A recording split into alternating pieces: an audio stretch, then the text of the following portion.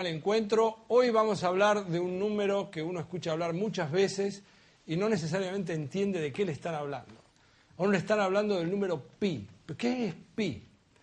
Entonces yo lo que les voy a proponer de entrada es que hagamos lo siguiente. Ustedes tienen seguramente en cada uno de los lugares donde están sentados había algo circular. ¿Lo tienen? Aparte de tener una placa, hay algo circular. ¿Lo tienen todos? Yo tengo esto, no sé qué tienen ustedes. ¿Tienen algo aparte con qué medir, algo como para enrollar? Todos tienen. Bueno, vamos a hacer una cosa.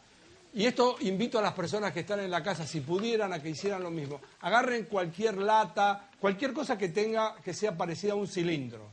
Y hagan lo siguiente.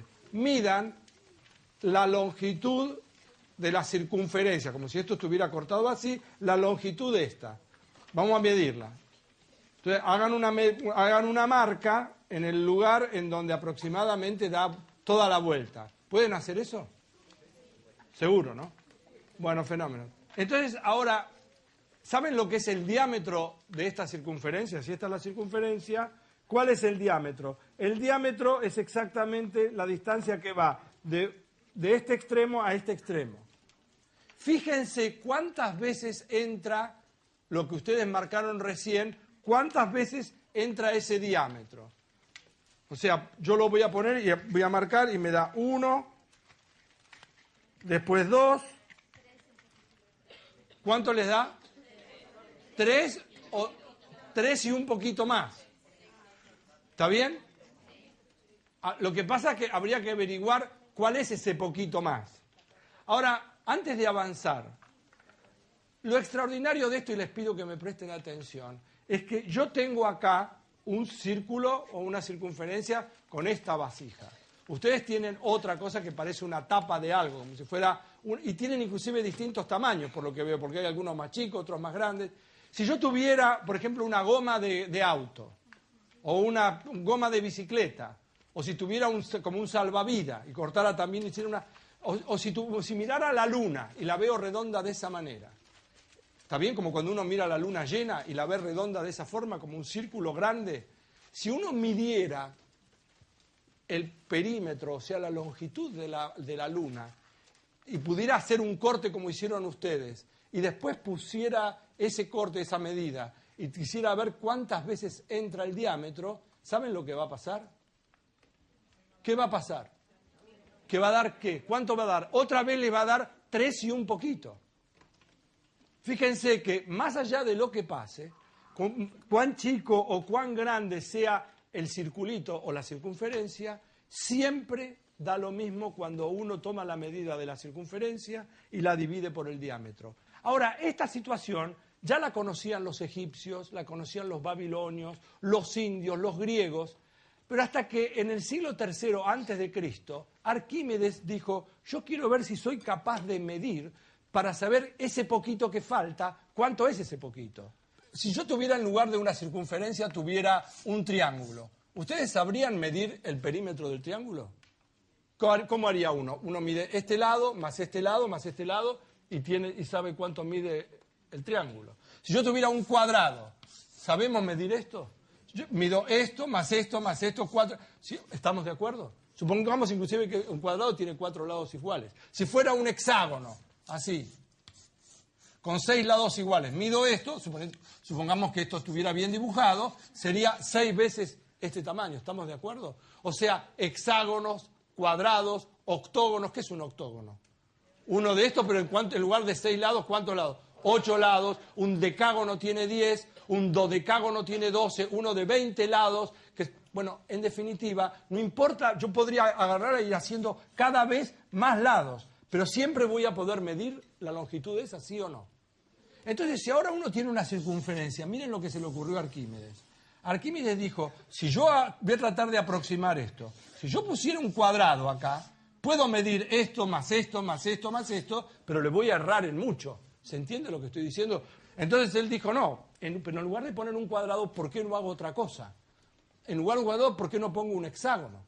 Entonces voy a agarrar y voy a poner primero, entonces en lugar de tener así, voy a poner un hexágono. Entonces hizo esto. ¿Se va a acercar más o no? Se acerca más. Muy bien. Miren lo que pasa. Entonces, él tenía la circunferencia.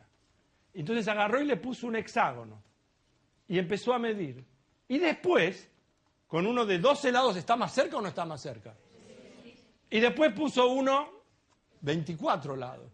Y miren lo que pasa, ¿se acerca más o no? Cuanto más lados pongo, ¿qué es lo que está sucediendo entonces? ¿Le estoy errando en menos?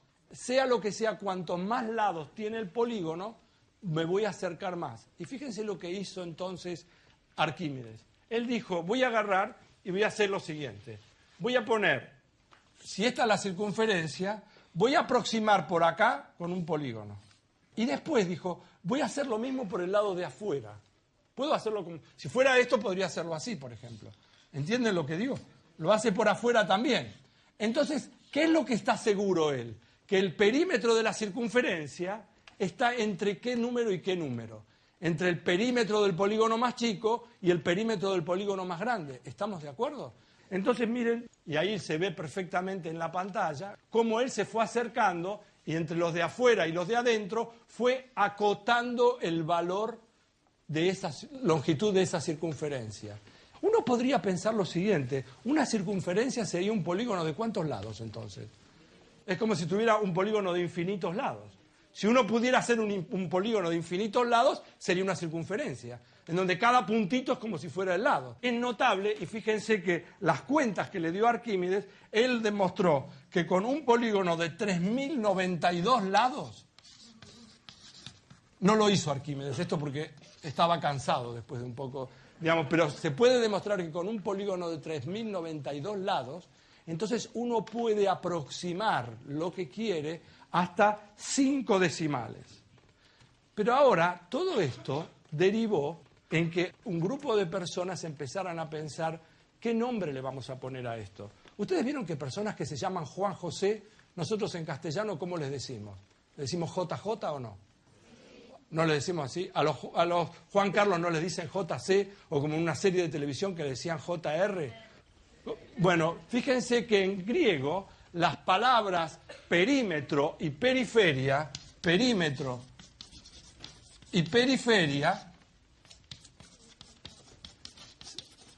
cuando uno las escribe en griego, la primera letra es la letra pi, porque pi es la letra P, pero en griego.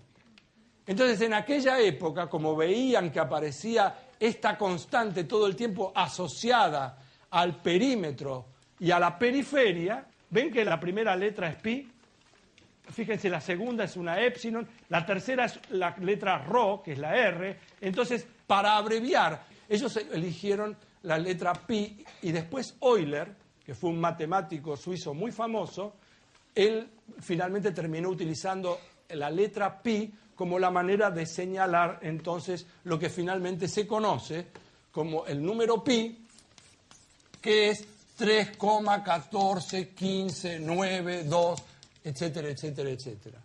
Lo extraordinario de todo esto es que este número pi después terminó siendo un número irracional. ¿Qué quiere decir irracional? Que no se puede escribir como cociente de dos números enteros.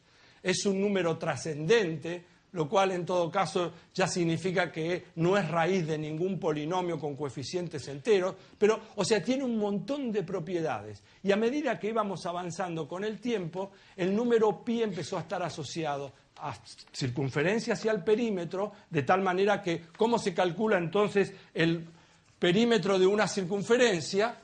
El general, el perímetro de la circunferencia es entonces, si uno tiene una circunferencia así, el perímetro es L, que no conozco, lo que uno puede calcular es el diámetro, pi por el diámetro es la longitud de la circunferencia. Y si uno quiere calcular el área de esto, ¿el radio cuánto es? Si uno sabe el diámetro. El radio es la mitad del diámetro. Entonces, si uno quiere calcular el área de del círculo, esto es pi por el radio al cuadrado. Pi por radio al cuadrado, que es una fórmula que todo el mundo escuchó. Y después, por otro lado, inclusive si uno hace una esfera que tiene un determinado radio y quiere calcular el volumen de la esfera, o sea, si uno tiene una esferita, Si uno tiene una esfera, inclusive si uno quisiera calcular el volumen de la Tierra, si uno supiera el radio, el volumen de la Tierra se calcula como 4/3 de pi por radio al cubo. O sea, estas fórmulas todas involucran al número pi. En definitiva, aparece pi de una manera desde que apareció y lo descubrieron, apareció para quedarse para siempre. Y está ligado en muchísimos lugares, aún en lugares inesperados.